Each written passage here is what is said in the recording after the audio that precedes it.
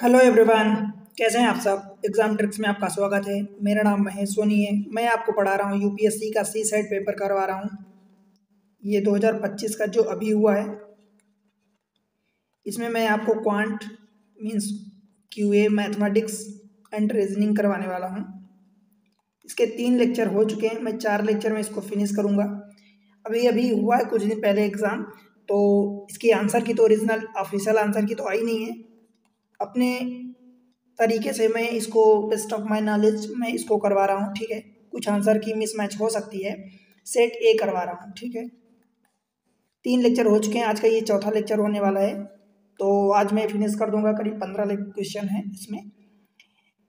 इसके अलावा अगर आप सी सेट की तैयारी कर रहे हैं, ये तो है ही सही, कैट की तैयारी कर रहे हैं, राइट, एसएससी की तैयारी कर रहे हैं, एक सीडीएस का पेपर होता है, और भी बहुत सारे एनडीए की पेपर होते हैं, या यूँ बात करूँ कि बैंकिंग है एसएससी, तो banking, railway SSC, police constable, इन सब के लिए खास रूप से जो कुछ टफ लेवल के एग्जाम होते हैं जहाँ पर क्वेश्चन के लेवल अच्छा होता है, उनके लिए आप डेफिनेटली रेफर करें और अच्छा खासा फ़ायदा उठाएं। ठीक है, इसके अलावा आप वीडियो को लाइक करके चैनल को सब्सक्राइब कर लें। अगर आप चैनल पर नए हैं तो सब्सक्राइब अभी करें और शेयर करें अपने दोस्तों के साथ, और एक प्यारा सा कमेंट सेक्शन में कमेंट्स जाकर मेंशन करें और बताएं जो भी जैसा रिव्यू है।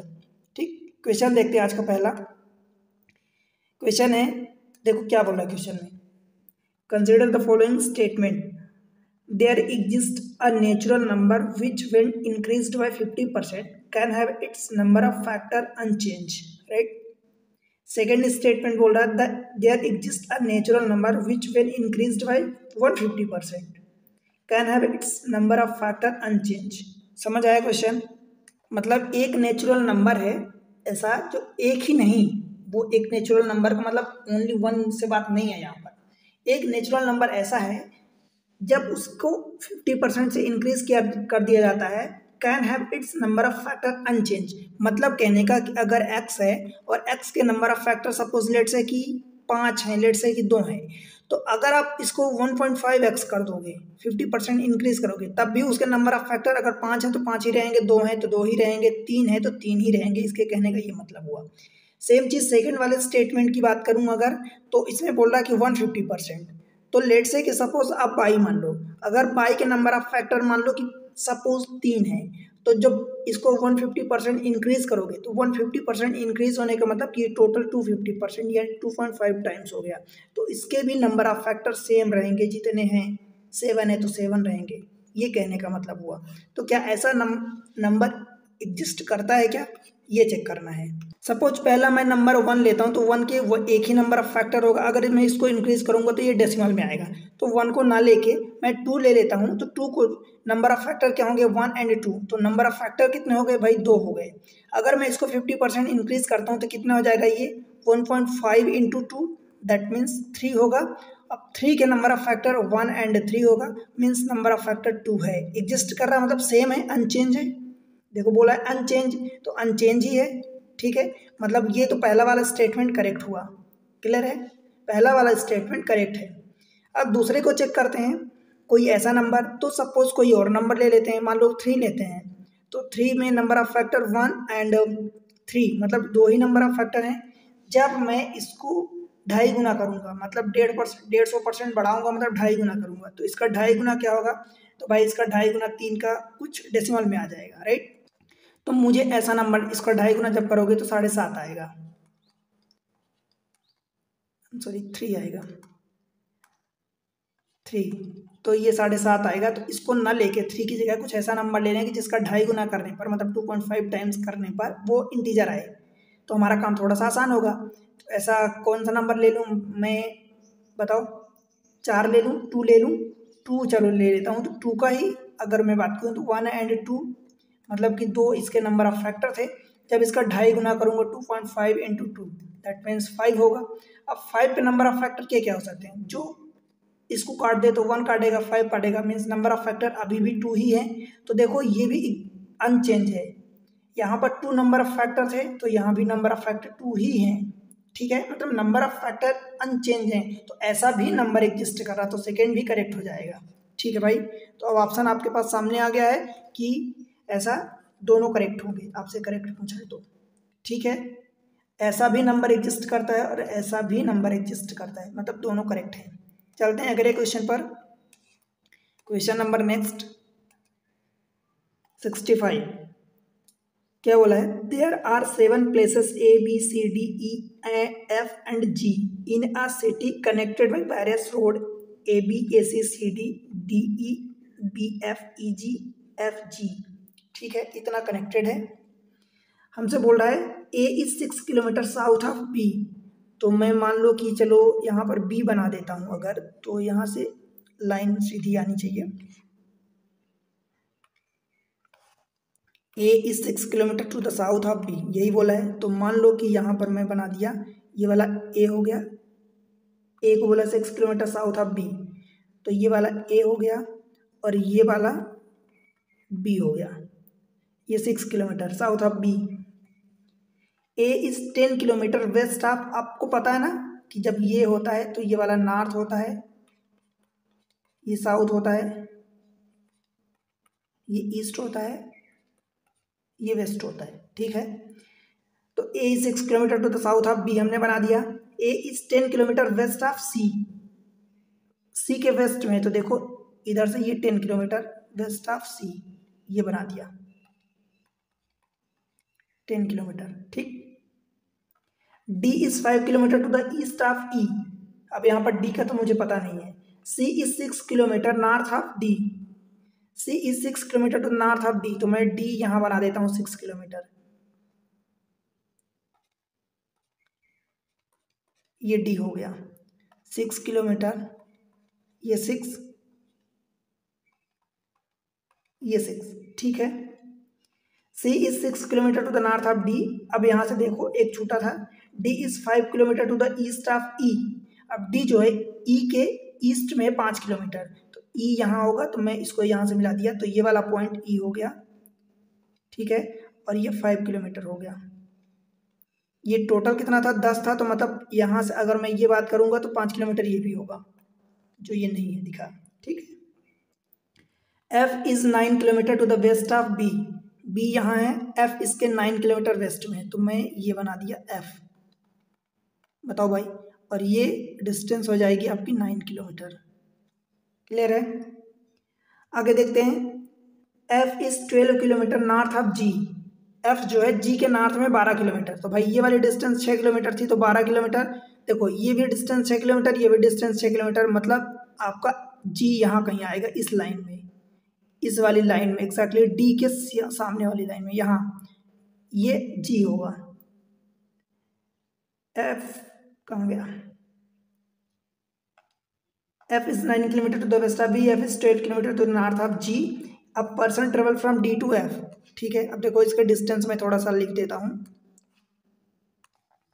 देखो ये आपसे डिस्टेंस पूछ दिया, ये फिगर बन गया, मैं ये डिस्टेंस लिख दिया हूँ। आपसे पूछा a person travel from D to F through this road, what is the distance covered by the person.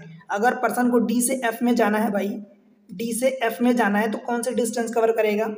तो भाई सीधी सी बात ये है कि D से आप ये वाले डिस्टेंस कवर करवा दो इतना, तो ये वाला 9 किलोमीटर और ये 10 किलोमीटर, तो टोटल 19 किलोमीटर हो जाएगा, और ये 12 किलोमीटर। तो एक तो D से F अगर आपको जाना है, तो भाई देखो ये 10 और 9, 10 प्लस 9 प्लस 12 किलोमीटर ऊपर, तो 10 9 19 और 10 12 31 हो जाएगा। एक तो ये आंसर आ गया। अगर आपको लगता है कि इधर से ये D से G आपको नहीं जा सकते, रोड नहीं है, तो फिर भाई इधर जाओ ऐसे ऐसे, तो भी आपकी वही आएगी सिमिलर वे। देखो 6 10 16 और 6, 16 और 6 22 और 22 9 31, तो इधर से भी आ जाएगा सेम चीज 31 किलोमीटर।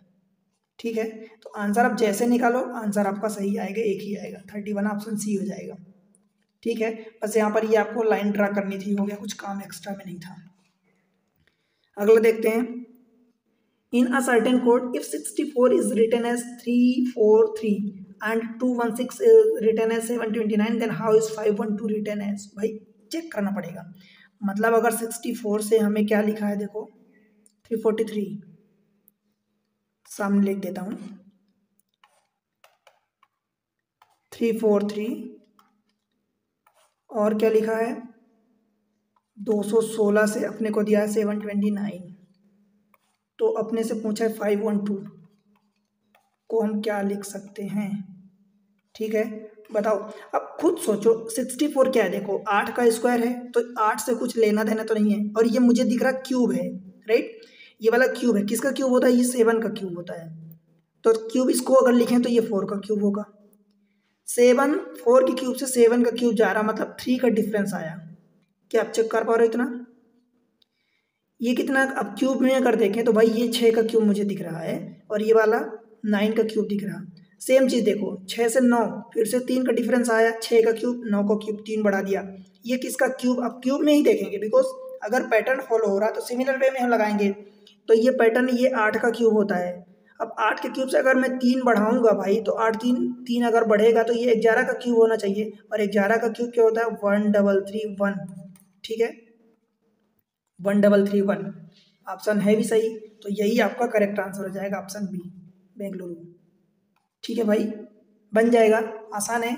तो ऐसे कुछ पैटर्न होते हैं, जरूरी नहीं कि कोई एक ही पैटर्न लगे, कोई सा भी पैटर्न वो दे सकता है किसी भी फॉर्म में, वही पैटर्न आपको पकड़ना रहता है उसको। अब अगर आप पकड़ लिए जल्दी से, जितना जल्दी कैच कर लिए उतना ही जल्दी आप करेक्ट आंसर तक पहुंच जाओगे। What is the remainder when this much is divided by 6, भाई देखो अगर आप, मैं कहूँ कि 9 को 6 से डिवाइड करोगे तो रिमाइंडर क्या आएगा 3 आएगा, तो ये 6 से बड़ा नंबर लिखा है तो मैं एक काम करता हूँ इसको 3 का क्यूब लिख देता हूँ, 3 का cube plus 3 to the power 4, power वही रहेगी, 3 to the power 5, 3 to the power 6, कहाँ तक जाओगे 3 टू द पावर 100 तक जाओगे। इसको अगर आपको 6 से डिवाइड करना है तो देखो 3 का क्यूब कुल मिला के कॉमन ले लो, आ गया कॉमन, इधर क्या बचेगा 3 की पावर 0 मतलब 1, 3 की पावर 1, 3 की पावर 2, 3 की पावर 3, और ये कहाँ तक बचेगा 3 की पावर में 3 अगर कॉमन ले लिए तो ये 97 बचेगा। इसी को आपको 6 से डिवाइड करना है। अब भाई मुझे 6 का मतलब क्या चाहिए, देखो 2 इंटू 3 चाहिए, ठीक है यहाँ पर 3 तो मुझे है, क्या 6 का अगर एक 2 और मिल जाए मुझे तो फिर मुझे पता चल जाएगा कि भाई वो डिवाइड होगा, और डिवाइड अगर हो जाएगा पूरा पूरा तो रिमाइंडर हमारा 0 आएगा, ठीक है चेक करते हैं। 3 तो मुझे अवेलेबल है, देखो ये कहाँ से लेकर 3 की पावर 0 से लेकर 97 तक, मतलब अगर यहाँ से आप चेक करो तो 3 की पावर 3 100 तक जा रहे हो, पावर में 100 तक जा रहे हो, कहाँ से 3 से, इसका मतलब 3 की पावर 2, 1 एंड 2 इधर शामिल नहीं, मतलब 2 नंबर शामिल नहीं है, तो कुल मिला के कितने नंबर हुए 98 नंबर हुए। क्या आप इतना समझ पा रहे हो, 98 नंबर हुए, ठीक है भाई अगर 98 नंबर हुए, और देखो ये भी सारे के सारे ऑड नंबर आएंगे, ये भी ऑड नंबर आएगा, ये भी, बिकॉज ऑड की पावर जो भी आप रखो तो ये ऑड नंबर ही आएगा हमेशा, और ये है कितनी बार इवेंट टाइम्स है, इवेंट टाइम्स है। ऑड नंबर को जब आप 2 बार जोड़ोगे, 5 6 बार जोड़ोगे, इवेंट टाइम्स जोड़ोगे, 100 बार जोड़ोगे, 98 टाइम्स जोड़ोगे, तो ये क्या आएगा 3 की पावर 3 अपने से पहले है, और ये इवेंट नंबर आएगा। अब इवेंट नंबर में चाहे जितना भी बड़ा नंबर है, जैसा भी नंबर है, एटलीस्ट इसमें 1 2 तो होगा ना, एटलीस्ट 1 2 होगा, तो मतलब 2 आप ये ले लोगे। अब इसके बाद चाहे और नंबर ही बचे 2 इंटू 3, और ये 3 का स्क्वायर हो जाएगा, बाकी बात बचे हुए नंबर चाहे जो भी आए इधर, तो कुल मिला के बस हमें इतना मिल गया, ये 6 से डिवाइड हो जाएगा, 6 से कट जाएगा, मतलब रिमाइंडर हमारा 0 आ जाएगा। समझ आया, बस आपको काम की चीज़ें तलाशनी रहती है कि काम कितने से निकल रहा है, अपना काम अपना निकालना है, राइट। तो ऑप्शन क्या हो जाएगा, रिमाइंडर हमसे पूछा है 0 हो जाएगा।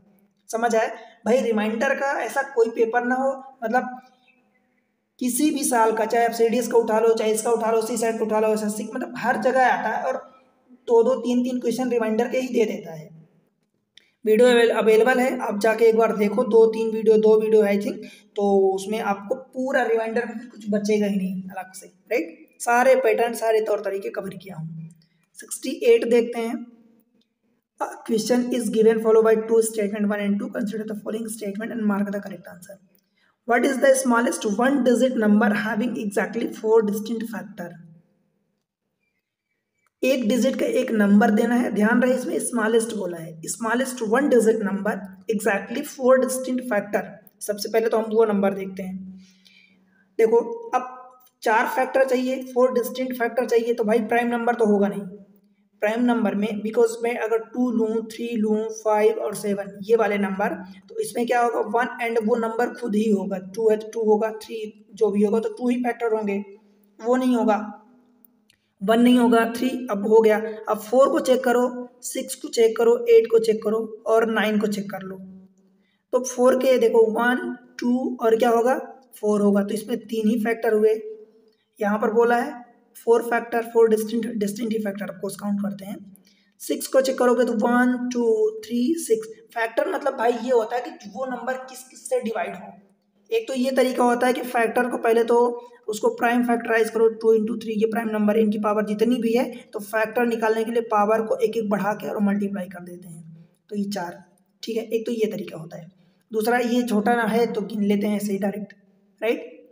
1 2 3 4 5 तो यहाँ पर 4 फैक्टर हो गए, क्लियर है। 8 के देखो तो 1 2 4 एंड 8, यहाँ पर भी 4 फैक्टर हो गए। 9 के देखोगे तो 1 3 एंड 9, कुछ और नहीं हो रहा तो ये 3 फैक्टर, तो ये हमारे काम का नहीं है, ये 3 फैक्टर ये हमारे काम का नहीं है, समझ आया। ये हमारे काम का नहीं है और ये हमारे काम का नहीं, हमारे काम के ये और 2 हैं। अब देखो हमसे पूछा what is the smallest 1 digit, तो भाई स्मॉलेस्ट में तो आप बता सकते हो ना कि ये 6 ही होगा। 6 और 8 में स्मॉलेस्ट कौन है, 6 है, तो 6 हमारा हो जाएगा जिसके 4 फैक्टर हैं, ठीक है। समझ आया क्या बात।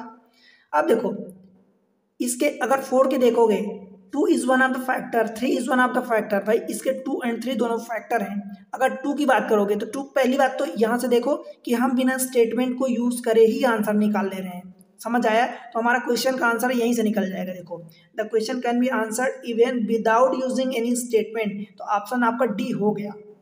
क्यों, क्योंकि हमने स्टेटमेंट को पढ़ा भी नहीं, बिना स्टेटमेंट का यूज करे ही हम आंसर तक पहुंच गए, समझ आया।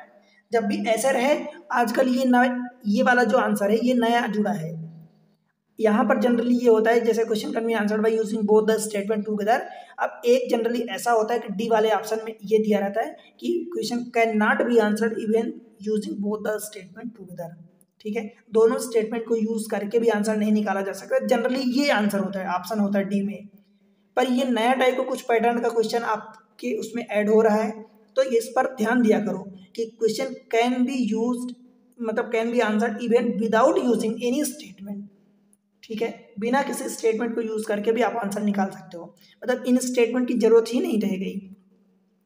बाय द वे मैं आपको थोड़ा सा और समझाऊं तो भाई जैसे मानो कि आपको ये एक 6 बना था और एक 8 बना था, इसमें भी 4 फैक्टर आए थे 1 2 3 एंड वो number itself 1 2 4 and number itself, ठीक है। तो ये 4 फैक्टर आए थे। अगर मैं पहले स्टेटमेंट, देखो अपना आंसर तो आ चुका है डी, अब मैं थोड़ा सा एक्स्ट्रा जानकारी दे रहा हूँ। अगर मान लो स्टेटमेंट में ऐसा कुछ नहीं निकला होता, यहाँ पर बोल रहा 2 is one of the factor, तो भाई 2 इसमें भी है इसमें भी है, तो पहले वाले से तो आप नहीं निकाल पाते, ठीक है। फिर 3 is one of the factor, तो 3 अगर बात करता तो इसमें 3 नहीं है, तो सेकेंड वाले स्टेटमेंट से आपको पता चल जाता कि 6 में ही 3 है, तो सेकेंड स्टेटमेंट से आप आंसर निकाल लेते हैं, ठीक है। तो अब अगर ये स्टेटमेंट नहीं होता तो क्या करते, फिर आपका एक स्टेटमेंट से आप आंसर निकालते, तो फिर क्वेश्चन आपका can be answered using one of the statement, तब आपका ए होता। पर इस केस में बिकॉज बिना स्टेटमेंट के यूज करे ही आप आंसर निकाल रहे हो, तो फिर डी होगा, ठीक है भाई। आगे बढ़ते हैं, क्वेश्चन नंबर 69 देख लेते हैं। The question is given follow by 2 statement similar way में। यहाँ से देखो question, let P Q R S with a distinct non zero digit if P P into P Q is equal to R R S S where P less than R equals to 3 Q less than R equals to 4 then what is Q equals to, ये check करना है अपने को। देखो यहाँ से P को बोला है कि P less than R equals to 3, इसका मतलब क्या हुआ, और नॉन जीरो बोला P Q R S distinct है सभी के सभी और नॉन जीरो हैं, तो क्या आप ऐसा कह सकते हो कि जीरो तो नहीं होगा, 1 होगा 2 होगा 3 होगा, इनमें से कुछ भी P हो सकता है। Q की वैल्यू सिमिलर वे में क्या हो सकती है, 1 2 3 एंड 4 तक हो सकती है, ठीक है, पर जीरो नहीं होगी। ध्यान रहे ये P की जो भी एक होगा दूसरा नहीं होगा, बिकॉज सभी को डिस्टिंक्ट होना है, पी क्यू आर एस सभी डिस्टिंक्ट होंगे। अब एक चीज मुझे बहुत अच्छे से थोड़ा सा मेरी दिमाग गई समझ गई कि भाई यहाँ पर 2 डिजिट का नंबर है, यहाँ पर 2 डिजिट का नंबर है, और 2 डिजिट के 2 नंबर को मल्टीप्लाई करने पर 4 डिजिट का नंबर मिल रहा है, तो वो तो रेयर ही होते हैं, मतलब बहुत छोटे नंबर होंगे। और छोटे में यहाँ तो डिजिट भी छोटी छोटी दी है, मतलब यहाँ में डिजिट को मुझे बड़े बड़े रखना पड़ेगा तब जाके होगा। बिकॉज जैसे देखो, अगर मैं बात करूँ कि भाई P P into P Q ऐसा दिया है, ये 4 डिजिट का नंबर मिल रहा आर आर और एस एस। अगर मैं पी की वैल्यू 1 रखूंगा मान लो, तो ये 1 1 11 होगा। अब ई पी की वैल्यू फिर से 1 और क्यू की वैल्यू मान लो मैं कुछ भी रखता हूँ, मान लो 11 रखूंगा, 12 रखूंगा, 13, तो ये 3 डिजिट का नंबर मिलेगा, 3 डिजिट का नंबर मिलेगा।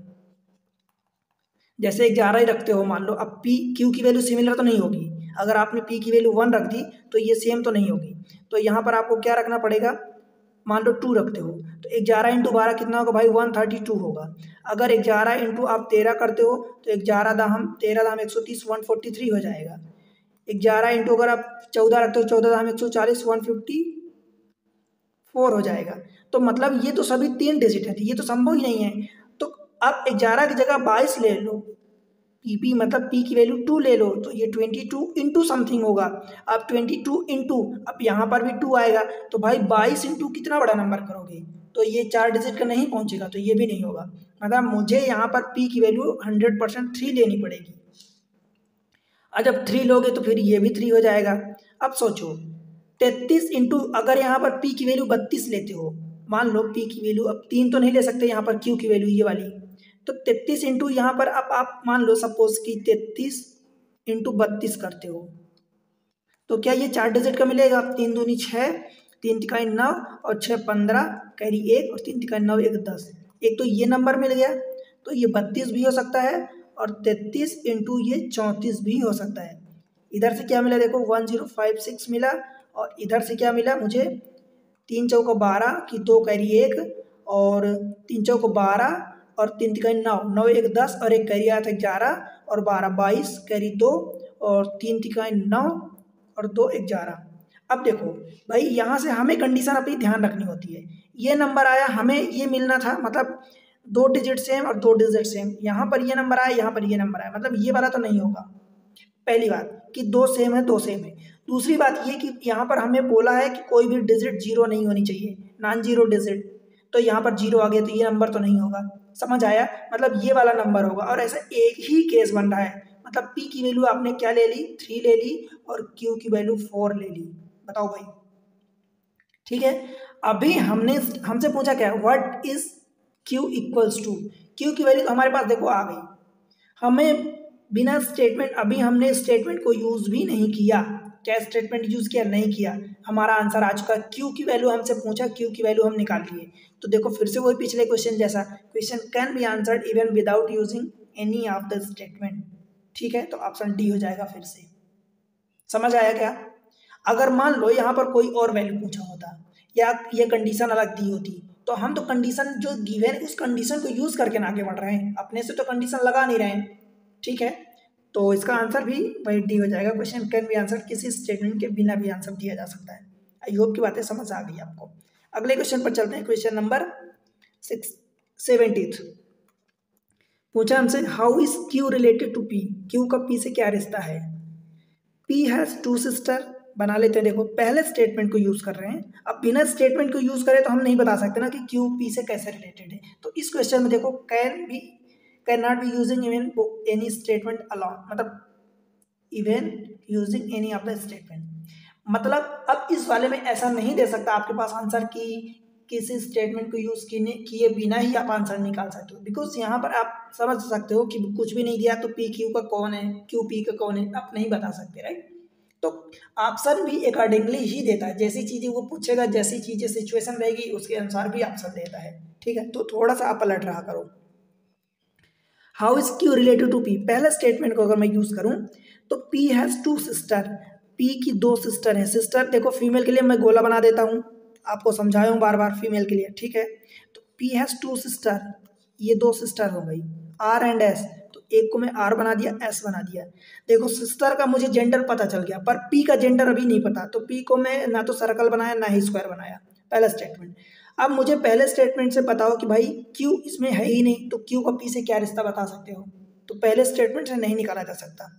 दूसरे स्टेटमेंट को देखते हैं, R's father is the brother of Q, ये रहा आर, आर के फादर ये होंगे भाई साहब, R's father is the brother of Q. ये क्यू के ब्रदर है, आर के जो फादर हैं क्यू के ब्रदर हैं, तो ये हमने बना दिया। क्यू का अभी भी जेंडर मुझे नहीं पता, ठीक है। क्वेश्चन में देखो, how is Q related to P. भाई क्यू पी से कैसे रिलेटेड है, मुझे कहाँ पता, पी तो इस वाले में है ही नहीं, तो सेकंड से भी आप नहीं निकाल सकते। समझ आया। अब अगर आप दोनों स्टेटमेंट को साथ में यूज कर लो तो देखो पी आर और ये एस।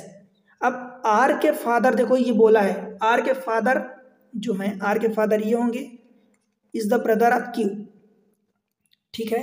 देखो दोनों स्टेटमेंट से हमने आंसर नहीं निकाल पाए, हम दोनों स्टेटमेंट को हम साथ में यूज कर रहे हैं। आर के फादर जो है क्यू के ब्रदर है, क्यू का जेंडर पता है क्या, नहीं पता। हमसे पूछा कि how is Q related to P, मतलब क्यू जो है पी का कौन है। भाई क्यू पी का कौन, अब ये भाई भी हो सकते हैं, पी के भी पिता होंगे ऑफकोर्स, ये वाले जो हैं आर के पिता हैं तो एस के भी पिता होंगे और पी के भी पिता होंगे। अब ये पिता की बहन भी हो सकती हैं, भाई भी हो सकते हैं, बिकॉज क्यू का हमें जेंडर नहीं पता तो हम नहीं बता सकते कि पी की क्यू कौन है। अगर पी का पूछा होता तो पी का भी हम नहीं बता पाते, बिकॉज पी भतीजा भी हो सकता था, भतीजी भी हो सकती थी, ठीक है, बिकॉज इसका जेंडर नहीं। हाँ आर एस के बारे में बता सकते थे, तो भाई क्यू के बारे में नहीं बता सकते, बिकॉज क्यू जो है आंट भी हो सकती है और अंकल भी हो सकते हैं, ठीक है। आप समझ पा रहे हो क्या।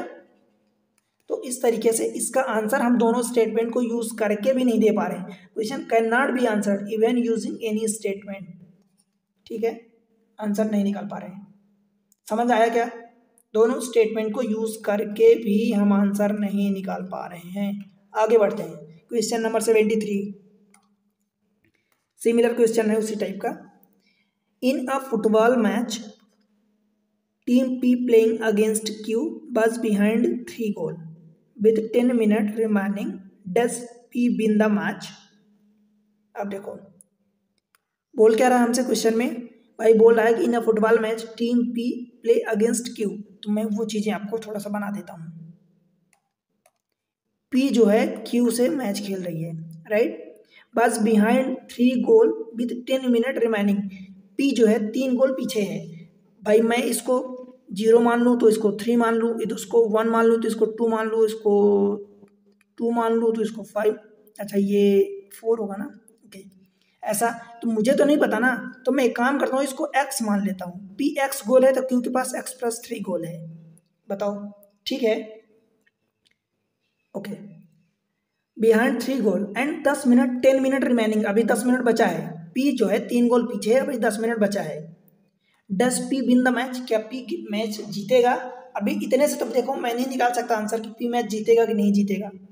तो ऐसा कोई अगर स्टेटमेंट है, ऑप्शन है कि स्टेटमेंट को बिना यूज करे निकाला जा सकता है तो नहीं निकाला जा सकता। पहले स्टेटमेंट को देखते हैं। भाई पहला बोल रहा है team P scored 4 goal in the last 10 minute. 10 minute देखो अभी बचा था। पहले स्टेटमेंट बोल रहा है कि 10 मिनट में जो पी है टीम वो 4 गोल स्कोर करती है। भाई पी के बारे में तो इन्फॉर्मेशन दे दिया, क्या उसने बताया कि अगले 10 मिनट में जो आखिरी का 10 मिनट बचा है उसमें क्यू कितना स्कोर करेगी। हो सकता है क्यू अगर पी 4 गोल स्कोर कर रहा है तो हो सकता है क्यू जो है 5 गोल स्कोर कर जाए, 5 से ज़्यादा या 4 से ज़्यादा कर जाए, या हो सकता है कि 3 कर जाए या 2 कर जाए, हो सकता है कि 0 करे, कुछ भी संभव है। अगर ये 0 करेगा, क्यू मान लो अगले 10 मिनट में 0 गोल करता है, तो भाई इसके कितने हो जाएंगे, x+3 हो जाएंगे, और इसके कितने हो जाएंगे, x+3 इसके हो जाएंगे, और ये अगर 4 गोल कर रहा है तो x+4 हो जाएंगे। तो अब इस केस में तो जीत जाएगा। परंतु अगर इसके अलावा कोई और कंडीशन हुई कि क्यू ज़्यादा कर गया तो ये फिर x+5 7 कुछ हुए हो जाएगा, और ये ज़्यादा से ज़्यादा x+4 ही होगा। तो इस केस में फिर पी क्यू जीत जाएगा। तो पूछा है हमसे सवाल में कि क्या पी जीत सकता है, does P win the game, तो हम नहीं बता सकते पहले स्टेटमेंट से, ठीक है। दूसरे स्टेटमेंट को देखते हैं। Team Q score total of 4 goal in the match, समझ आया। सेकंड को देखो, ये बोल रहा है कि भाई पी और क्यू में क्यू जो है टोटल 4 गोल स्कोर करता है, तो x प्लस ये तो 3 पहले से था और ये x पहले से था। आखिरी के 10 मिनट में अब सेकेंड बस को यूज करते हैं, 10 मिनट की बात नहीं है। Team Q score total of 4 गोल, अगर भाई इस बात को करोगे कि टोटल, तो मतलब x+3 इज इक्वल टू 4 होगा, तो x इज इक्वल टू 1 आ जाएगा, ठीक है। x इज इक्वल टू 1 आ गया, मतलब इसने पहले 1 गोल किया था, तो ये पहले ये 4 गोल किया था, परंतु एक कंडीशन ये है कि अगर मान लो ये 0 किया होता और ये 3, पहले इसने 0 किया 3 किया तो P अभी भी 3 गोल पीछे है। अब अगर भाई समझो इस बात को, यहाँ से तो आप निकाल लिए कि x की वैल्यू 1, मतलब ये 1 गोल स्टार्टिंग की, 1 गोल ये 4 गोल किया, ठीक है, ये स्टार्टिंग की बात हो रही। अभी 10 मिनट बचा है ना, अब 10 मिनट में आपको कहाँ पता, ये 10 मिनट स्टेटमेंट में नहीं दिया देखो, यहाँ पर दिया है विथ 10 मिनट रिमाइनिंग, मतलब क्वेश्चन में। तो 10 मिनट बचा है तो 10 मिनट में हो सकता है कि Q कितने गोल करे, P कितने गोल करे, हमें नहीं पता। टोटल इसने बोला तो टोटल तो हमने इसका निकाल दिया, परंतु भाई ये आपको 10 मिनट पहले की सिचुएशन दी है। ये सिचुएशन, ये इतनी जो सिचुएशन थी ये 10 मिनट पहले की है। मुझे 10 मिनट में क्या होने वाला है मुझे नहीं पता, आखिरी 10 में, मतलब अगर हम सेकंड स्टेटमेंट को यूज़ कर रहे हैं तो इससे भी आप नहीं निकाल सकते आंसर। समझ आया? तो ये भी स्टेटमेंट गलत, ये भी स्टेटमेंट गलत। अब अगर दोनों को कंबाइन करो तो चलो कंबाइन करते हैं। तो मैं मान लिया कि स्टार्टिंग में सपोज अगर मान लो कि कंबाइन करने की बात, तो अगर स्टार्टिंग में सपोज मान लिया चलो कि ये x बनाया था, ये x+3, इसके 3 गोल ज़्यादा थे। आखिरी के 10 मिनट में भाई इसने मैं मान लिया कि 0 एक भी गोल नहीं किया, और ये वाला अगर क्या मान रहा हूँ, आखिरी के 10 मिनट में क्या हुआ कि सपोज ये 0 गोल किया, ये भी 0 गोल किया, ये भी 0, ये भी 0, तो टोटल कंडीशन क्या होगी, x+3 = 4, बिकॉज हमसे बोला दोनों स्टेटमेंट को यूज कर रहे हैं। आखिरी ये 10 मिनट की बात हो रही, ध्यान रखना, आखिरी 10 मिनट में इसने भी 0 किया, इसने भी 0 किया, गोल कोई गोल ही नहीं हुए दोनों तरफ से, तो Q तो जीतेगा, तो हम तो बता पाएंगे कि P हार जाएगा। परंतु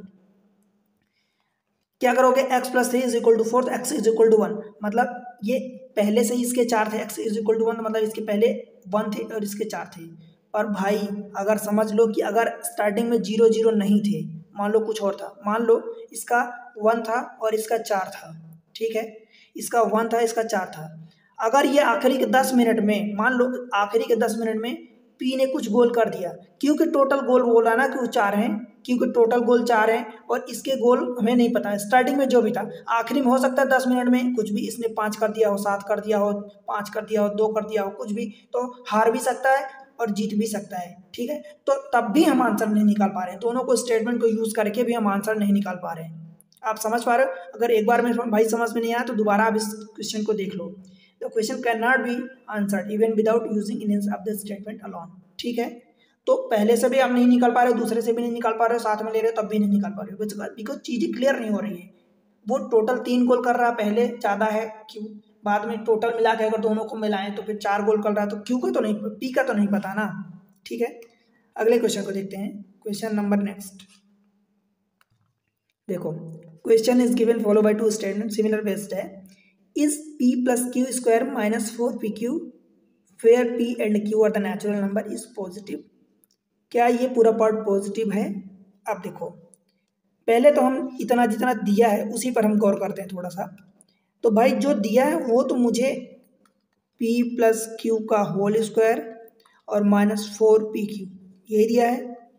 ये एक फार्मूला होता है, ये फार्मूला क्या होता है, P-Q का होल स्क्वायर। अगर ये फार्मूला आपको पता है तो ठीक है, नहीं पता तो कोई बात नहीं, हम चेक करते हैं फिर भी। देखो P+Q का होल स्क्वायर P² + Q² और +2PQ होगा, -4PQ मुझे पहले और दिया है, तो जब इसको टोटल करेंगे तो P² + Q² और ये +2PQ -4PQ -2PQ हो जाएगा। और ये क्या होता है, A + B का होल स्क्वायर, A - B का whole square, A² + B² -2AB, तो P - Q का होल स्क्वायर हो जाएगा। देखो यही चीज़ें आ गई, समझ आए? आपको यहाँ से देखना था कि इसमें +2Q, जब इसको ओपन करोगे तो +2Q आएगा, इसमें -4Q, तो टोटल क्या हो जाएगा, -2PQ हो जाएगा, ठीक। तो P² Q² है ही सही, -2PQ that is equals to P - Q का होल स्क्वायर। अब चाहे इसको ऐसा लिखो या Q - P का होल स्क्वायर ऐसा लिखो, कोई फर्क पड़ेगा क्या, बिकॉज स्क्वायर है टोटल। अब टोटल में अगर स्क्वायर है भाई तो अंदर कितना भी, चाहे प्लस में आए चाहे माइनस में आए, P बड़ा हो या Q बड़ा हो, दोनों का डिफरेंस चाहे निगेटिव आए चाहे पॉजिटिव आए, स्क्वायर लगा तो ये तो पूरा पॉजिटिव ही होगा ना, क्यों भाई, ये पूरा पॉजिटिव ही होगा। तो बोल रहा है कि is this much is positive, yes positive है।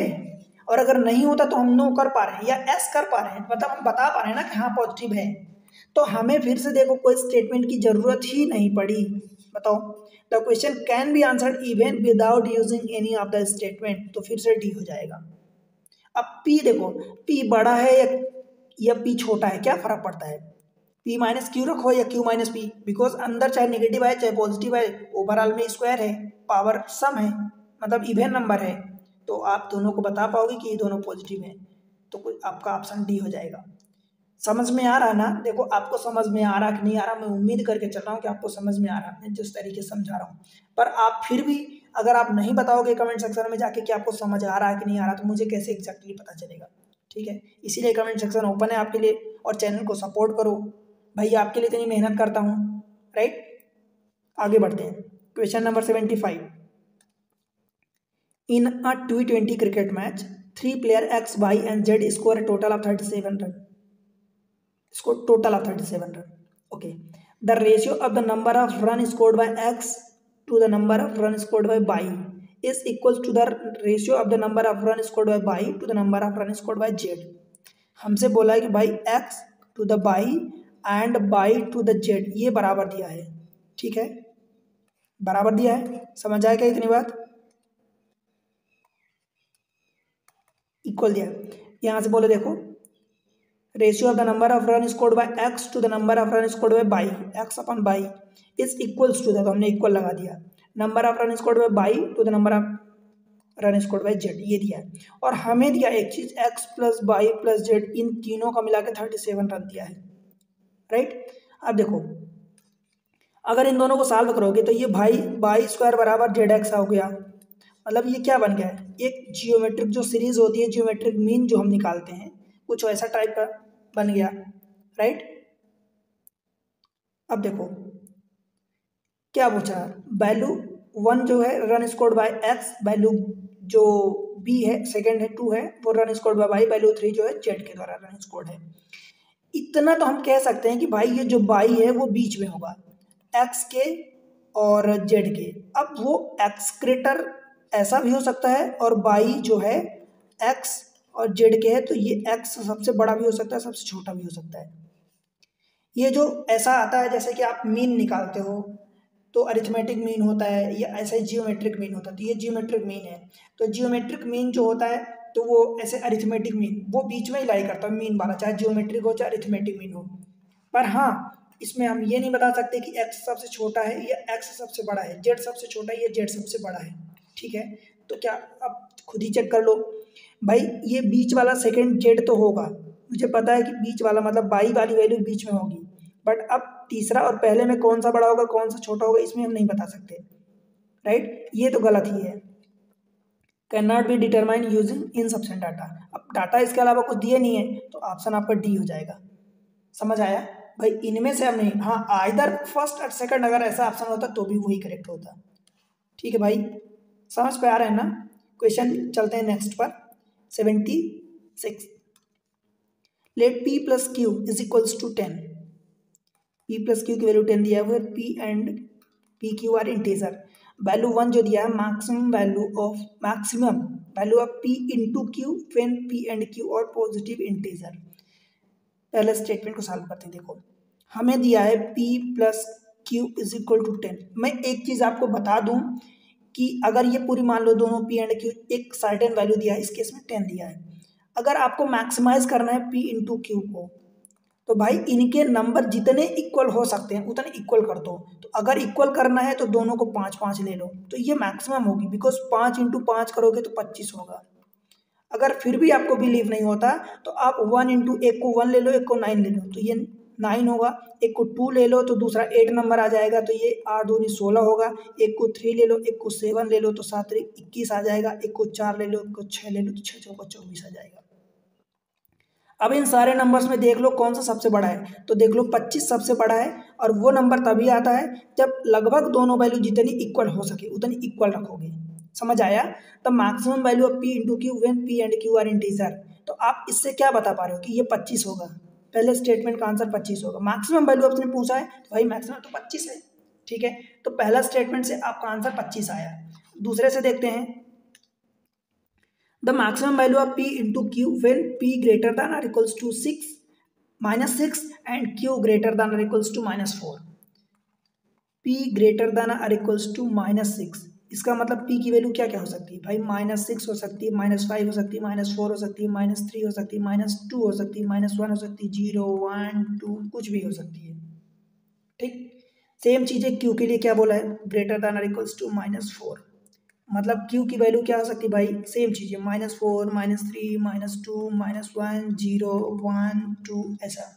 पर एक कंडीशन जो हमें ऊपर क्वेश्चन में ही दिया है कि P प्लस क्यू 10 होना चाहिए, समझ आया। अब देखो इसमें एक थोड़ी सी दिमाग लगाने की बात यह है कि भाई अगर हमें P प्लस क्यू 10 चाहिए और ये 10 क्या है, पॉजिटिव नंबर है, तो मैं दो निगेटिव टर्म्स को अगर जोड़ूंगा कि मैं एक की वैल्यू -6 ले लूँ, एक की वैल्यू -4 ले लूँ, तो जुड़ने के बाद ये -10 आएगा, +10 नहीं आएगा, समझ आया। तो ये नहीं होगा, मतलब देखो मल्टीप्लाई करने पर तो वो आपको हो सकता है कि मिल जाए 6 चौको 24 5 5 25 ऐसा मिल जाए बड़ा नंबर, परंतु उनको जोड़ने वाली कंडीशन भी तो सेटिस्फाई होनी चाहिए, P plus Q is equal to 10 आना चाहिए ना प्लस का।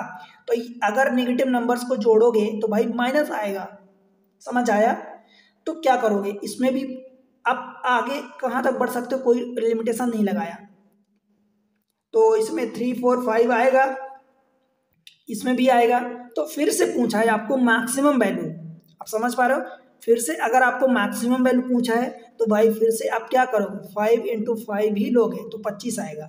बिकॉज मान लो एक को 6 ले लेते हो, अगर इसमें 6 आएगा तो एक की वैल्यू 6 ले लेते हो, दूसरे की 4 ले लेते हो, सम तो अभी भी 10 ही है पर वो मैक्सिमम नहीं आएगा। फिर से यही सेम चीज़ें मैक्सिमम के लिए 25 ही आएगा। तो मतलब सेकंड स्टेटमेंट से भी आप निकाल पा रहे हो आंसर, वो 25 आ रहा है और पहले से भी 25 आ रहा। तो अब ऑप्शन देख लो, value of first and value of second equal हो जाएगी, that means option C will be the correct answer. ठीक है, कलकत्ता बनेगा भाई। आगे बढ़े, चलो समझ में आ गया ना। क्वेश्चन नंबर नेक्स्ट देखते हैं। Consider the following set of 11 number, 11 number दिया है, 11 नंबर का सेट दिया है। देखो वैल्यू 1 दिया है, minimum value of the average of a number of set when they are consecutive integer. मतलब क्या समझ में आया भाई, समुच्चय की संख्याओं के औसत का न्यूनतम मान जब वे क्रमांगत है वो ग्रेटर देन और इक्वल्स टू -5 है। मतलब 11 नंबर्स दिए हैं, उनमें से जो मिनिमम वैल्यू है, मिनिमम वैल्यू वो -5 है या उससे बड़ी है, यही बोला। देखो ग्रेटर देन और इक्वल्स टू -5, जो मिनिमम वैल्यू है वो -5 है या उससे बड़ी, तो मतलब कि -4 होगी, और वो नंबर कंसेक्यूटिव है, ये भी ध्यान रहे। तो -5 अगर है तो -4 -3 -2 -1 फिर 0 फिर ये 1 2 3 4 एंड 5, यही होगा, 11 नंबर हो गए। ठीक है, minimum value of the set of integer number of set when they are consecutive greater than equals to -5। ठीक है, अब इसमें आपसे बोला क्या है कि भाई they are consecutive greater than equals to -5, ये हो गया। पर आपसे बोला कि minimum value of the average of the number of set, तो भाई इन सब का एवरेज जब निकालोगे तो क्या होगा, एवरेज निकालोगे, सबको जोड़ोगे। देखो प्लस माइनस पॉजिटिव -5 + 5 -4 + 4 -3 + 3 -2 +2 -1 +1 0, तो मतलब सम कितना आ जाएगा, 0 आ जाएगा, और डिवाइडेड बाय 11, दैट मीन्स कि 0 आएगा। तो पहले स्टेटमेंट का आंसर, मतलब पहले जो वैल्यू फर्स्ट है उसका आंसर ये आ गया 0। ठीक है, सेकंड देखते हैं, minimum value of the product of the number of the set when they are consecutive non negative integer. अब देखो कंसेक्यूटिव है और क्या है, मिनिमम वैल्यू। अगर हमें भाई मिनिमम वैल्यू चाहिए तो वो नंबर अगर 0 मना कर रहा है, ठीक है 0 मना कर रहा है, कंसेक्यूटिव इंटीजर कंसेक्यूटिव होना चाहिए और इंटीजर होना चाहिए। अगर मैं कहूँ कि 0 को नहीं लेता, मान लो मैं -2 -5 -2 -1 लेता हूँ, अगर 0 को नहीं लूँगा, अगला +1 लूँगा, तो भाई फिर कंसेक्यूटिव नहीं रह जाएगा, समझ आया। और मुझे मिनिमम चाहिए, तो मैं फिर क्या करूँगा इस केस में, मैं लिखूँगा भाई 1 2 3 4 5 6 7 8 9 10 और 11 नंबर है तो। ठीक है, अच्छा ये अब थोड़ा सा गलत पड़ गया था, आर कंसेक्यूटिव नॉन निगेटिव, तो निगेटिव नहीं होना चाहिए, मतलब ये 0 शामिल होगा। ठीक है, निगेटिव नहीं होना चाहिए, मतलब पॉजिटिव हम ले सकते हैं। ठीक है, तो ये वाला एक 11 नंबर नहीं होगा, ये जो यहाँ पर लिखा है 11 नहीं होगा, 11 बिकॉज ये 11 नंबर हो गए। हमें मिनिमम चाहिए, नेगेटिव नहीं चाहिए, इसलिए हम 0 से 10 तक ले लिए। अब हमें बोला है कि minimum value of the product, तो भाई इन सबको प्रोडक्ट जब करोगे तो 0 into 1 into 2 into up to कहाँ तक करोगे 10 तक करोगे। भाई 0 का मल्टीप्लाई होगा मतलब टोटल वैल्यू 0 आ गई, और ये हो गई वैल्यू हमारी 2। बताओ वैल्यू 1 हमें 0 मिली थी, वैल्यू 2 भी 0 मिली, मतलब दोनों इक्वल हो गए। और जब दोनों इक्वल हो गए तो फिर से हमारा आंसर सी हो जाएगा, option C will be the correct answer. ठीक है, समझ आया? आगे बढ़े, चलो question number next 78। The average of 3 number P Q R is K. P Q R का एवरेज यही होगा, इसको के दिया है। P is much more than, देखो P is as much more than average of the Q, नहीं एवरेज as Q is, नहीं कुछ गलत पढ़ रहे हैं। P is as much more than the average as Q is less than the average. मतलब वो कहने का मतलब भाई कि P जो है एवरेज से, P जो है एवरेज से उतना ज़्यादा है, तो एवरेज इन सब का क्या है भाई K है, तो K से उतना ज़्यादा है, मतलब P माइनस K करोगे तभी तो पता चलेगा कि P जो है K से कितना ज़्यादा है। इज एज मच, तो as Q less than average, तो Q लेस देन एवरेज मतलब K माइनस Q करोगे, यही करोगे। Q जो है एवरेज से जितना कम है उस उतना ही P जो है एवरेज से ज़्यादा है, यही करोगे ना। अगर P ज़्यादा है तो P माइनस K करोगे, Q कम है तो K माइनस Q करोगे, यही करोगे। सॉल्व करो इसको, तो P माइनस Q को इधर लाओगे तो ये प्लस Q हो जाएगा, K को उधर ले जाओगे तो K plus K that is 2K। इस वाले से अगर पहले से सॉल्व करोगे तो भाई P plus Q plus R is equal to 3K मिल जाएगा। बताओ भाई, ठीक है। What is the value of R, R की वैल्यू पूछा मतलब P प्लस Q की वैल्यू पुट कर दो पहले स्टेटमेंट से, तो P प्लस Q की वैल्यू क्या है 2K plus R is equal to 3K। K की वैल्यू सॉरी R की वैल्यू आ जाएगी, R की वैल्यू कितनी आ जाएगी 2K को उधर ले जाओ माइनस कर दो, तो 3K minus 2K that is K, यही आपकी आंसर आ जाएगा, आपकी वैल्यू आ जाएगी R की। ठीक है भाई, K ऑप्शन ए हो जाएगा। समझ आया? आगे बढ़ें, क्वेश्चन नंबर इजी क्वेश्चन है, question number 79। Let X be the real number between 0 and 1। Real number है 0 एंड 1, मतलब कि रियल आप पॉजिटिव, अब आपको कहने की अलग से जरूरत नहीं है, बिकॉज 0 से 1 के बीच में पॉजिटिव ही नंबर होंगे। Which of the following statement is are correct, X square greater than X cube. देखो ये अगर आप जानते हो तो डायरेक्ट इसका आंसर टिक करोगे, सही करोगे। बाय द वे मैं आपको कोई एक वैल्यू लेके दिखाता हूँ, एक्स स्क्वायर, तो पहले एक्स की वैल्यू मान लो आप लेट से कि 0 से 1 के बीच लेनी है हमें, तो मान लो कि मैं 0.2 ले लेता हूँ, ठीक है। एक्स स्क्वायर कितना होगा 0.04 होगा, 2 का स्क्वायर 4 और ये डेसिमल 2 के बाद तो ये लगा दिया। एक्स क्यूब कितना होगा, तो भाई 0.008 होगा, मतलब एक्स का क्यूब देखो 2 का क्यूब 8 होगा, और ये डेसिमल लगाए तो 3 बार डेसिमल, मतलब 3 पॉइंट के बाद डेसिमल, 1 2 3 हमने यहाँ लगा दिया। अब बताओ इनमें से कौन सा बड़ा है, तो भाई ऑफकोर्स एक्स स्क्वायर ही ग्रेटर है, बिकॉज भाई 0.04 इज ग्रेटर देन 0.008। ठीक है, तो पहला स्टेटमेंट तो करेक्ट हो गया। ठीक है, दूसरे को चेक करते हैं, X greater than root of X. अगर मान लो एक्स की जगह सपोज मैं एक वैल्यू लूँ जिसका स्क्वायर रूट निकाला जा सकता है, तो क्या मैं ऐसा 0.04 ले लूँ। अब आप कहोगे 0.04 क्यों लिया, भाई अपना काम बनाने के लिए। अगर मैं 0.4 लेता डायरेक्ट, तो डेसिमल 1 के बाद उसका स्क्वायर रूट निकालता तो मुझे प्रॉब्लम होती थोड़ा सा, तो मैं 0.04 ले रहा हूँ। जब एक्स की वैल्यू मैं 0.04 ले रहा हूँ, फिर से लिख देता हूँ, डॉट हो गया ज़्यादा, 0.04 ये हो गए। ठीक है, तो रूट एक्स की वैल्यू क्या होगी भाई, इसका रूट और इसका रूट 0.04, इसका मतलब आप इसको अगर मैं सिंपल डायरेक्ट में लिखूँ तो 0.2 हो जाएगा। ठीक है, पर अगर आपको समझाऊं तो भाई देखो ये 4 है, 4 और 10 की घाते -2 लिखोगे, तो 4 से बाहर निकलेगा 2 और 10 की घाते -2 से बाहर निकलेगा रूट से, तो ये -1 आएगा, मतलब 0.2 आएगा। ठीक, अब मुझे बताओ एक्स की वैल्यू ये अगर ली तो बाई रूट एक्स की वैल्यू ये आ गई, कौन सा बड़ा है भाई, ये 0.2 बड़ा होगा ना, बिकॉज डेसिमल के बाद एक ही पॉइंट है, डेसिमल के बाद ये 0 के बाद 4 है, तो यहाँ से आप क्या कह पाओगे कि आपका root X greater than X है, और दिया क्या है आपको, उल्टा दिया है, X greater than root X बोला है, तो सेकेंड वाला स्टेटमेंट क्या हो जाएगा, गलत। तो आपका करेक्ट पूछा है, करेक्ट स्टेट आंसर, तो आपका केवल फर्स्ट करेक्ट होगा, ऑप्शन ए। ठीक है भाई, समझ आया? आगे बढ़ें, क्वेश्चन नंबर नेक्स्ट देख लेते हैं, आखिरी क्वेश्चन है, the difference between any two natural number is 10। मान लो कि मैं एक x मानता हूँ, एक y मानता हूँ, तो उनका डिफरेंस अपने को दे दिया 10 दे दिया। What can be said about the natural number which are divisible by 5 and lie between these two numbers? What can be said about the natural number which are divisible by 5 and lie between these two numbers? मतलब भाई x and b by दो number हमने मान लिया, उनका difference 10 दिया है। तो अगर डिफरेंस 10 दिया है मान लो, तो एक को अगर मान लो x बड़ा है, तो भाई एक को अगर 11 मानते हो तो दूसरा नंबर 1 मानोगे, मतलब तभी तो इनके बीच का डिफरेंस 10 आएगा। क्यों भाई? ठीक है। अब अपने से क्या पूछ रहा है, देखो कि इनके बीच में what can be said about the natural number which are divisible by 5। इनके बीच में जो नंबर लाई कर रहा है, इनके बीच में नंबर जो लाई कर रहा है वो 5 से डिविजिबल है। 5 से डिविजिबल वाला नंबर जो इनके बीच में लाई कर रहा है, तो वो 5 करेगा और 10 करेगा। अगर मान लो ये नंबर कुछ और लेते हो, मान लो कि लेट से कि मैं 15 मान लेता हूँ, इसको 5 मान लेता हूँ, तो यहाँ पर 5 से डिविजिबल वाला नंबर इनके बीच में, तो वो केवल एक 10 आएगा।